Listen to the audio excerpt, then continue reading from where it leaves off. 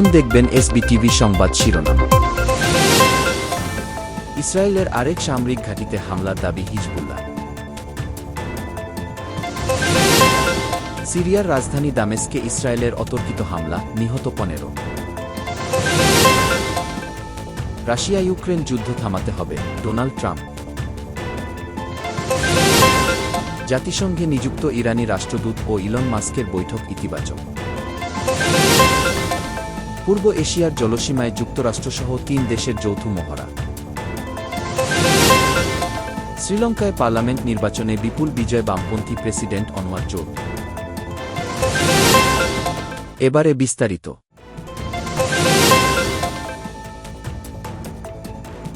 ইসরায়েলের আরেক সামরিক ঘাঁটিতে হামলা চালানোর দাবি করেছে ইরান সমর্থিত লেবাননের সশস্ত্র গোষ্ঠী হিজবুল্লাহ। শুক্রবার কাতারভিত্তিক সংবাদ মাধ্যম আল জাজিরা লাইভ প্রতিবেদনে এই তথ্য জানানো হয়েছে। হিজবুল্লাহ এক ঘোষণায় জানিয়েছে, তারা ইসরায়েলের উত্তরাঞ্চলের একর শহরে স্রাগা সামরিক ঘাঁটিতে হামলা চালিয়েছে। তবে এতে কী পরিমাণ ক্ষয়ক্ষতি বা হতাহতের ঘটনা ঘটেছে সেই সম্পর্কে বিস্তারিত কিছু জানানো হয়নি। ইসরায়েলও এই হামলা সম্পর্কে এখন পর্যন্ত মুখ খুলেনি। এর আগে হিজবুল্লাহ দাবি করে, তারা তেল আবিবের তেল হাইম সামরিক ঘাঁটিতে হামলা চালিয়েছে। গত বছরের অক্টোবর থেকে গাজায় ইসরায়েল ও হামাসের মধ্যে যুদ্ধ চলছে। এতে গাজায় এখন পর্যন্ত 43,000-এর বেশি ফিলিস্তিনি নিহত হয়েছে। আহত হয়েছে লক্ষাধিক।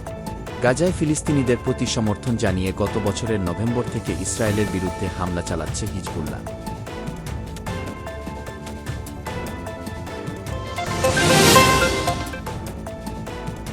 সিরিয়ার রাজধানী দামেস্কের আবাসিক ভবনে অতর্কিত হামলা চালিয়েছে ইসরায়েলি বাহিনী। এতে অন্তত 15 জন নিহত হয়েছে। সিরিয়ার রাষ্ট্রীয় মিডিয়ার বরাত দিয়ে এই তথ্য জানিয়েছে কাতারভিত্তিক সংবাদ মাধ্যম আল জাজিরা। সিরিয়ার মন্ত্রণালয়ের পক্ষ থেকে গতকাল বলা হয়েছে, অধিকৃত সিরিয়ান গোলান থেকে ইসরায়েলি শত্রুরা দামেস্কের মাজেহ এবং কুদসায়াতে আবাসিক ভবন লক্ষ্য করে হামলা চালিয়েছে। এতে 15 জন নিহত এবং 16 জন আহত হয়েছে। নিহতের সংখ্যা আরও বাড়তে পারে মন্ত্রণালয়ের পক্ষ থেকে আশঙ্কা প্রকাশ করা হয়েছে। তবে ইসরায়েলি বাহিনী জানিয়েছে, তারা ফিলিস্তিন ইসলামিক সশস্ত্র গোষ্ঠীর বেশ কয়েকটি ভবন ও কমান্ড সেন্টার লক্ষ্য করে এই হামলা চালিয়েছে। বার্তা আদান প্রদানের মাধ্যম টেলিগ্রামে এক বিবৃতিতে ইসরায়েলি বাহিনী বলেছে, গাজাভিত্তিক গোষ্ঠী এবং তার অপারেটিভদের জন্য এই হামলা উল্লেখযোগ্য বিস্ফোরক।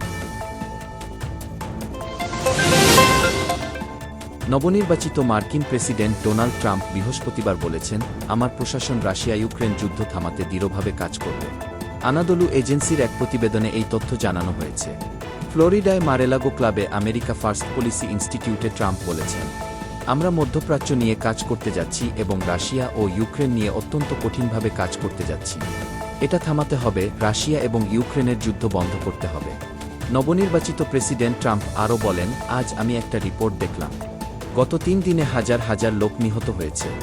তারা সেনা হতে পারেন, কিন্তু তারা সেনা হোক বা শহরে বসে থাকা মানুষ হোক, এটা নিয়ে আমরা কাজ করতে যাচ্ছি। এছাড়া মার্কিন নির্বাচনে ভূমিধস জয় পাওয়া নিয়ে ট্রাম্প বলেছেন, আমেরিকান জনগণ খুব আশ্চর্যজনক কিছু প্রদান করেছে। 129 বছরে এটি সবচেয়ে বড় রাজনৈতিক জয়। আমরা সব কয়টি সুইং স্টেটে জিতেছি। আমরা পপুলার ভোটেও জিতেছি। এবার নির্বাচনে ট্রাম্পের রিপাবলিকান দেশটির কংগ্রেসের উভয়কক্ষ সিনেট ও প্রতিনিধি পরিষদের সংখ্যাগরিষ্ঠতা পেয়েছে। আগামী বছরের 20 জানুয়ারি মার্কিন প্রেসিডেন্ট হিসেবে শপথ নেবেন ডোনাল্ড ট্রাম্প।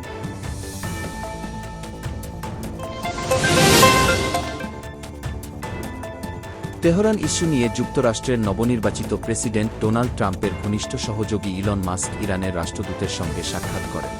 জাতিসংঘে নিযুক্ত ইরানি রাষ্ট্রদূত আমির সাইদ ইরাভানি ও মাস্কের এ বৈঠক ছিল ইতিবাচক। গতকাল দ্য নিউ ইয়র্ক টাইমস এ তথ্য জানিয়েছে। নিউ ইয়র্ক টাইমস জানায়, তেহরান ও ওয়াশিংটনের মধ্যে দীর্ঘদিন ধরে চলা উত্তেজনা নিরসনের চেষ্টায় ইলন মাস্ক গত সোমবার একটি গোপন স্থানে আমির সাইদের সঙ্গে ঘণ্টাব্যাপী বৈঠক করেন। এ বৈঠক অনুষ্ঠিত হওয়ার বিষয়টি ট্রাম্পের অন্তর্বর্তী দল বা জাতিসংঘে ইরানের মিশন তাৎক্ষণিকভাবে নিশ্চিত করেন। আর ইরানের মিশন জানায়, এ নিয়ে তাদের বলার কিছু নেই। ইরানের রাষ্ট্রদূতের সঙ্গে মাস্কের বৈঠকের এ খবর যে আগাম ইঙ্গিত দিচ্ছে, তা হল তেহরানের সঙ্গে সম্পর্ক উন্নয়নের ব্যাপারে কূটনৈতিক তৎপরতায় জোর দিচ্ছেন ট্রাম্প। দেশটির ব্যাপারে আক্রমণাত্মক দৃষ্টিভঙ্গি পাল্টে ফেলেছেন নবনির্বাচিত প্রেসিডেন্ট।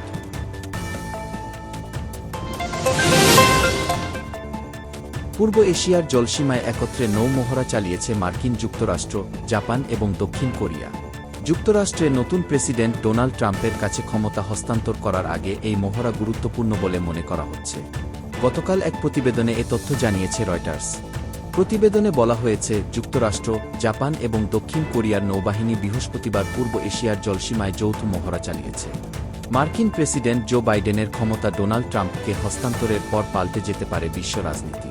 মার্কিন রণতরী ইউএসএস জর্জ ওয়াশিংটন ও যুদ্ধবিমানের নেতৃত্বে জাপানের প্রধান দ্বীপগুলির পশ্চিমে এ মহড়া চালানো হয়েছে। 2023 সালে মার্কিন প্রেসিডেন্ট বাইডেনের মধ্যস্থতায় একটি চুক্তির অধীনে এ মহড়ার আয়োজন করা হয়েছে। এই চুক্তির অধীনে পুরনো বিরোধ ফেলে সিউল ও টোকিও যুক্তরাষ্ট্রের সঙ্গে ত্রিপক্ষীয় নিরাপত্তা সহযোগিতার জন্য ঐক্যবদ্ধ হয়। শ্রীলঙ্কায় আগাম পার্লামেন্ট নির্বাচনে দেশটির নতুন বামপন্থী প্রেসিডেন্ট অন্না কুমারা দিশানায়েকের নির্বাচনী জোট ন্যাশনাল পিপলস পাওয়ার সংখ্যাগরিষ্ঠতা পেয়েছে। আজ শুক্রবার দেশটির নির্বাচন কমিশনের সবশেষ হালনাগাদ ফলাফলে এই চিত্র পাওয়া গেছে। গতকাল বৃহস্পতিবার শ্রীলঙ্কায় আগাম পার্লামেন্ট নির্বাচন হয়। পার্লামেন্টের আসন সংখ্যা 225। এর মধ্যে 196 আসনে সরাসরি ভোট হয়। বাকি 29টি জাতীয় ভিত্তিক আসন। এগুলো রাজনৈতিক দলগুলো পাবে 196 আসনে প্রাপ্ত ভোটের হিসা অনুযায়ী। দেশটির নির্বাচন কমিশনের ওয়েবসাইটে থাকা ফলাফলের সবশেষ তথ্য অনুযায়ী 196 আসনের মধ্যে বামপন্থী এনপিপি 137টিতে জয় পেয়েছে। অর্থাৎ তারা প্রায় 62% ভোট পেয়ে 2/3 সংখ্যাগরিষ্ঠতা অর্জন করেছে। অন্যদিকে এনপিপি জোটের প্রধান প্রতিপক্ষ সমাগী জনা বালাবেগায়া 35টি আসনে জয় পেয়েছে। স্থানীয় গণমাধ্যম বলছে, 225 আসনের পার্লামেন্টে এনপিপির আসন সংখ্যা 150 ছাড়িয়ে যেতে পারে। গত সেপ্টেম্বরে দেশটির প্রেসিডেন্ট নির্বাচিত হন অন্না। কিন্তু তখন পার্লামেন্টে তার নির্বাচনী জোট এনপিপির আসন ছিল মাত্র 3টি। পার্লামেন্টে নিজ জোটের আসন সংখ্যা বাড়াতে তিনি আগাম নির্বাচন দেন।